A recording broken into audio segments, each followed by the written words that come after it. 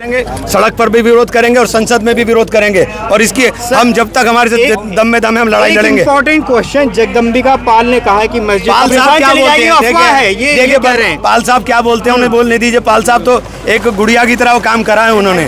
पाल साहब ने और कुछ नहीं किया, सब चीजों को बुलडोज कर दिया। पाल साहब ने कुछ नहीं सुना है।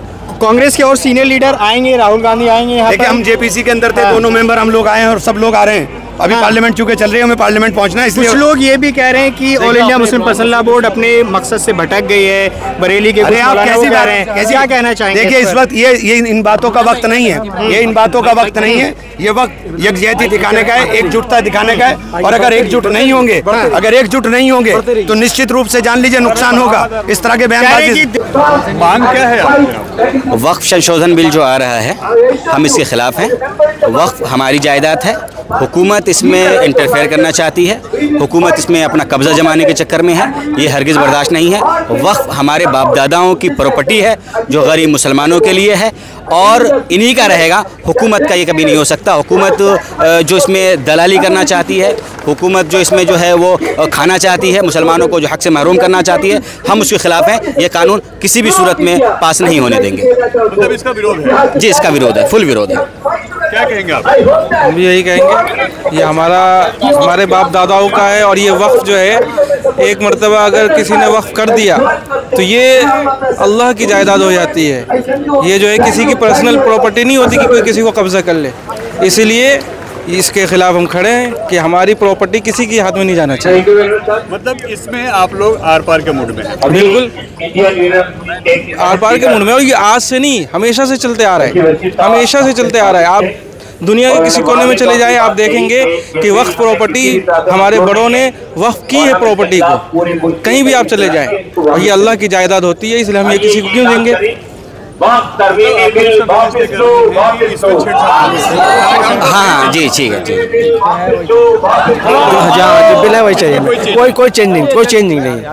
हम लोग मांग ये रखते हैं कि हम लोग जो ज़मीन ईश्वर के लिए, अल्लाह के लिए वक्फ करते हैं, वो अल्लाह की मिल्कियत हो जाती है। वो जो मुस्लिम समुदाय के गरीब तबका के लोग हैं वो उनके लिए है, वो प्रॉपर्टी का यूज़ करेंगे और उसमें बाकी जनाब आप लोग बात नहीं करेंगे तो फायदा क्या है मीडिया का? वो जो बात हो रही है वहाँ बात तो हो रही है ना। आप वहाँ से वो देखो क्या बात हो रही है। तकरीर चल रही है अपने नहीं, मेन बात, आप लोग भी तो यहाँ आए, किस लिए? मेन बात वही आए, हमारे बड़ों ने बुलाया, हम आ गए, अब उनकी हम बात सुन रहे हैं।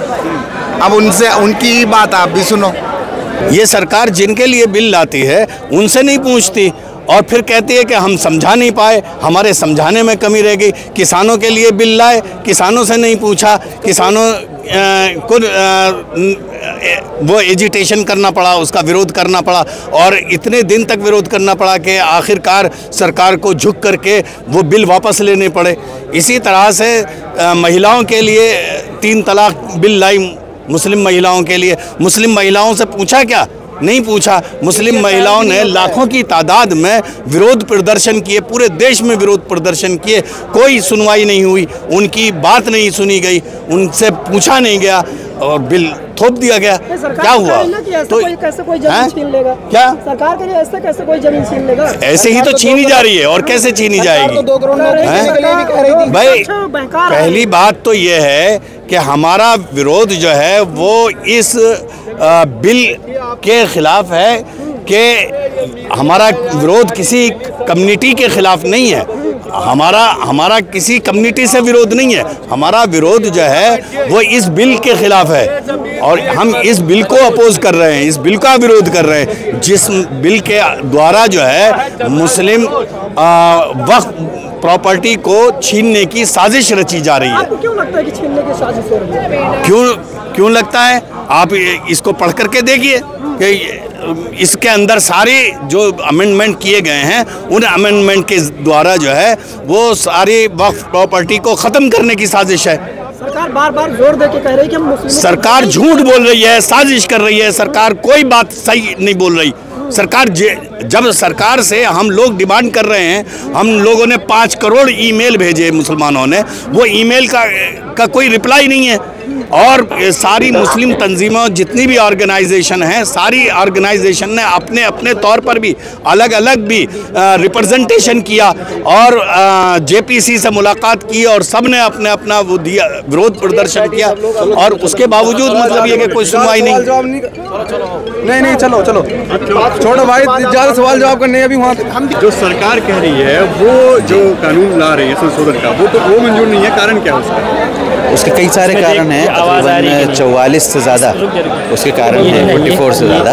और उसमें से कई जो हैं 2, 4, 5, वो एक मिसाल के तौर पर एक ये कि सरकार ने बहुत सारी चीज़ें ऐसी उसमें अमेंडमेंट में ला रही है जिसकी वजह से इस बात का ख़तरा पूरा लग रहा है कि मुसलमानों की मस्जिदें, मुसलमानों की ईदगाहें, दरगाहें, कब्रिस्तान, ये सब बहुत ख़तरे में आ जाएंगे और इनमें से जिसको चाहेगी हुकूमत अपने कब्ज़े में ले सकती है और बग़ैर किसी नोटिस के, बग़ैर किसी उसके, चूँकि एक लॉ की शक्ल इख्तियार कर गई होगी। तो मेन वजह यही है कि मुसलमानों को अपनी इबादत गाहों का, अपनी जो मुक़द्दस जगह हैं, मुबारक जो जगह हैं उनका एक ख़तरा मुसलमानों को पैदा हो गया है। और उसके लिए all India Muslim personal law board ने तकरीबन 250 पेजेस के एक पूरी रिपोर्ट तैयार करके वो JCB को भी दी और अलग अलग जगह भी पहुंचाई वो, और बहुत सारे सरकारी जो बड़े लोग हैं सबको पहुंचाई, लेकिन उसके बावजूद कोई असर गवर्नमेंट ने नहीं लिया। और जो कमेटी बनाई गई थी वो इस लोगों की बातें सुनने के लिए बनाई गई थी। कई करोड़ मेल भेजे गए, तकरीबन 5 करोड़ मेल्स भेजे गए, लेकिन उनका भी कोई असर नहीं हुआ।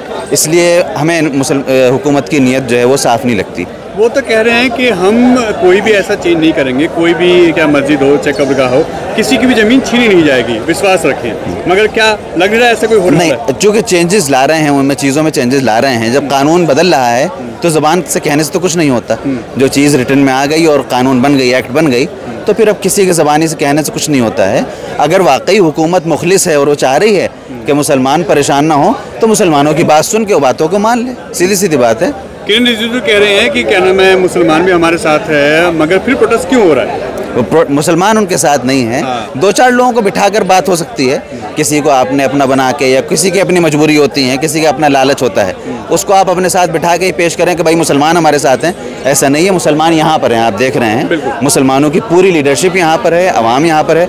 रोज़े की हालत में हमारी लीडरशिप पूरे सुबह से बैठे हुए हैं यहाँ पर। सब मुसलमान दूर दूर से, अलग अलग स्टेट से आए हैं, सब रोज़े में भूख प्यास बर्दाश्त करके यहाँ पर। इसका मतलब है कि मुसलमान यहाँ पर है, मुसलमान गवर्नमेंट के साथ नहीं है इस इशू पर। मतलब जो ये चेंज करना चाहते हैं वो मंजूर नहीं है, इसके लिए आप लोग प्रोटेस्ट कर रहे हैं और आगे भी चलता रहेगा ये प्रोटेस्ट चलता रहेगा। अगर गवर्नमेंट ने इस बात को नहीं सुना तो जाहिर बात है और बहुत सारे भी कदम बाकी हैं और बहुत सारे स्टेप्स हो सकते हैं जो हमारी लीडरशिप लेगी। इंशाल्लाह पब्लिक साथ है, हम लोग साथ रहेंगे। इसके खिलाफ यूँ है कि ये अल्लाह के लिए वक्फ होता, इसमें किसी का दखल नहीं होता। दूसरी बात ये कि इसमें जब मंदिरों के जो बोर्ड बने हुए हैं उसमें किसी मुसलमान को शामिल नहीं किया गया, तो इसमें क्यों शामिल होगा? और वो डीएम को क्यों बनाएंगे? इसका मालिक तो जैसे वक्फ बोर्ड पहले से था और जैसे है उसमें जो कुछ सुधार, वो कमी है हल्की फुल्की, वो को दूर करो। अब इसमें तुम क्यों शामिल होगे? ज़मीन जो मैंने, मेरे बाप ने, मेरे बड़े बूढ़ों ने वक्फ करी है वो हमारे लिए करी है, तो वो उसमें दूसरा क्यों शरीक होएगा कोई? तो इसका विरोध करा ही जाएगा। अब विरोध क्या है? तो सरकार किसी की सुनती नहीं है, अपनी मनमर्जी कर रही है बस। अगर वो सुन नहीं रहे तो फिर आप लोग ऐसे प्रोटेस्ट करते रहेंगे? नहीं, प्रोटेस्ट करते रहेंगे। जो जमहूरी तरीका है उस तरीके से एंड तक प्रोटेस्ट करेंगे, एंड तक करेंगे जब तक हमारा बच चलेगा, डेमोक्रेटिक तरीके से, जमहूरियत के तरीके से। तो जो पुराना कानून था वो ठीक था? नहीं, वो कानून में अगर कुछ कमी है तो वो दूर करो थोड़ी। नहीं ये नहीं कि उसके मेंबर बने, हाँ ये नहीं, अपनी मनमर्जी नहीं चलेगी। हाँ, सरकार जनता के लिए होती है, जनता को सुने, जनता से पूछ के करे काम।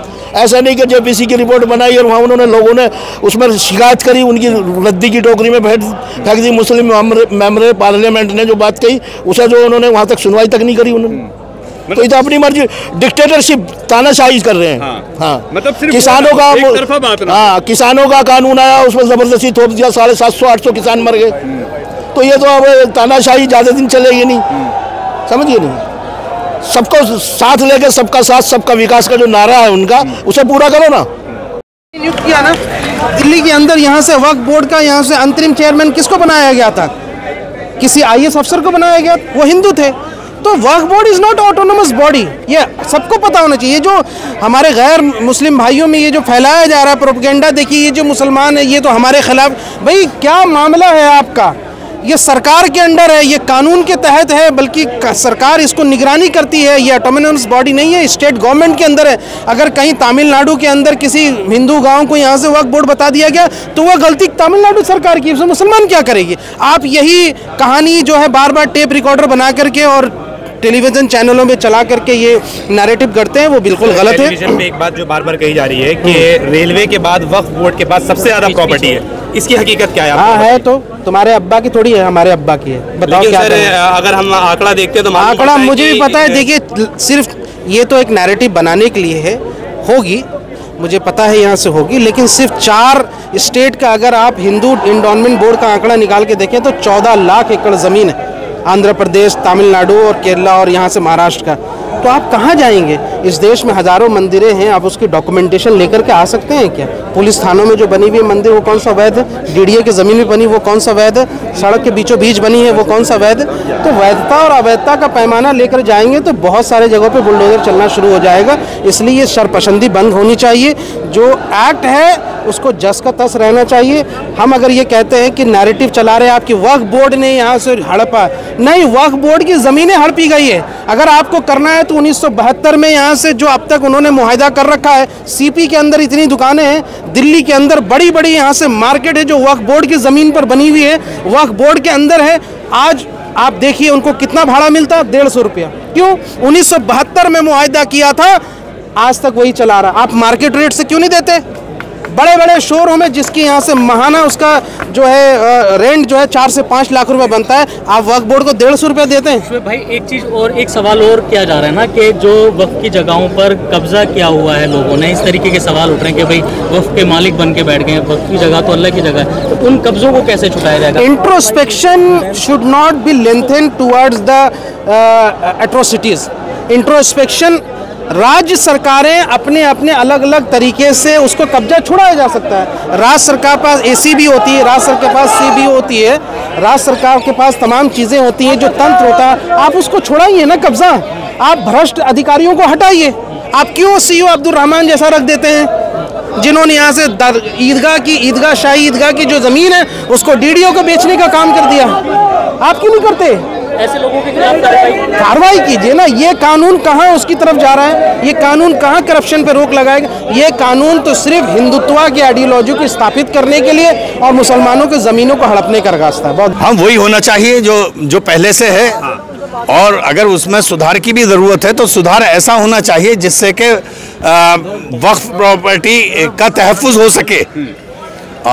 जो अब ये अमेंडमेंट की गई हैं वो सारी की सारी वक्फ प्रॉपर्टी को हथियाने की अमेंडमेंट है, जिससे कि पूरा वक्फ प्रॉपर्टी ख़त्म हो जाएगी। संशोधन के लिए ये भी तरीका होता है कि जिस कम्युनिटी से या जिस चीज़ से वो कंसर्न करता है कि उस लोगों की, उस समुदाय के राय मशवरे लेकर के तब बात की जाती है, तब कोई संशोधन होता है। इससे पहले भी कई सारे बिल में संशोधन हुआ है। अभी जैसे सपोज करो वक्फ अमेंडमेंट बिल कैबिनेट ने पास किया, उसके बाद 5 करोड़ मेल्स आए, जिसके बाद जेपीसी का गठन हुआ, और जेपीसी के गठन होने के बाद में जो मुस्लिम रहनुमा है या मुस्लिम कम्युनिटी के समुदाय के जो लोग थे, उन्होंने हर एक बिंदु पर चर्चा की, और हर चर्चा का एक पॉइंट बाय पॉइंट जो है उसका रिप्लाई रिटन में ड्राफ्ट करके दिया गया। लेकिन गवर्नमेंट ने वो सारा नज़रअंदाज कर दिया, सब कुछ उसको मुस्तनद कर दिया और अपनी मनमानी तरीके से वक्फ को अपने अंडर में लाने के लिए वक्फ संपत्तियों को हड़पने की एक सोची समझी साजिश है,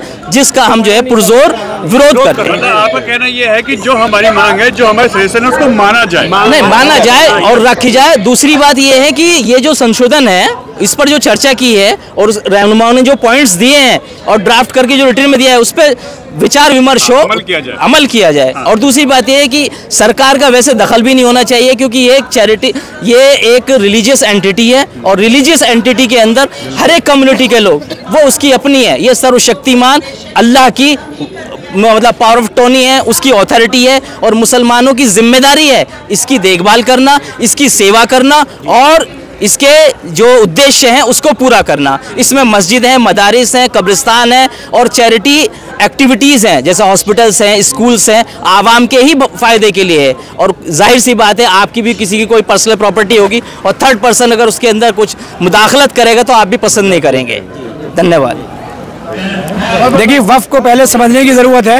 वक्फ उसे कहते हैं कि हमारी एक प्रॉपर्टी है, हमने उसको मुसलमानों के गरीब लोगों के भलाई के लिए वक्फ कर दिया, मतलब कि रिजर्व कर दिया, ट्रस्ट बना दिया है। और ये बहुत दिनों से चला रहा, आज से नहीं है। इससे गरीबों का भला होता है। ये जो संशोधन आया है, ये जो बिल आया है, ये बिल्कुल घोर विरोधी इस माने में है, एक तो पहले से ही प्रॉपर्टी से कब्जा है, आधे से ज़्यादा प्रॉपर्टी कब्जा हो चुका है, मजीद जो बाकी रह गई है उस पर कब्जा करने की साजिश है। जेबीसी बनी थी, आपने बहुत सारे वो लिए सजेशन लिए, माना आपने एक भी नहीं। तो जो भी आप कानून लाते हैं उसके विरोध में सरकार यानी जनता खड़ी हो जाती है। आप फीस बढ़ाते कहते छात्रों की समझ में नहीं आया, अब ट्रिपल तलाक लाते कहते औरतों की समझ में नहीं आया, अब किसान बिल लाते हैं किसानों की समझ नहीं आया, वक्त तरमीम मिला कहते मुसलमानों की समझ नहीं। सब कुछ आप ही की समझ में आ रहा है, जनता की समझ में नहीं आ रहा है। ये स्वस्थ लोकतंत्र का ये पहचान होती है कि किसी भी गलत कानून का विरोध किया जाए। लिहाजा हम इस लोकतांत्रिक देश में रहते हुए इस तरह के जन विरोधी, मुस्लिम विरोधी कानून का हम विरोध करते हैं। ये वक्त तरमीम यानी वक्त तरमीम बिल वक्त प्रॉपर्टी को हड़बड़ाने की साजिश है। हम किसी कीमत पे इसको बर्दाश्त नहीं करेंगे। ये गरीबों की भलाई के लिए है।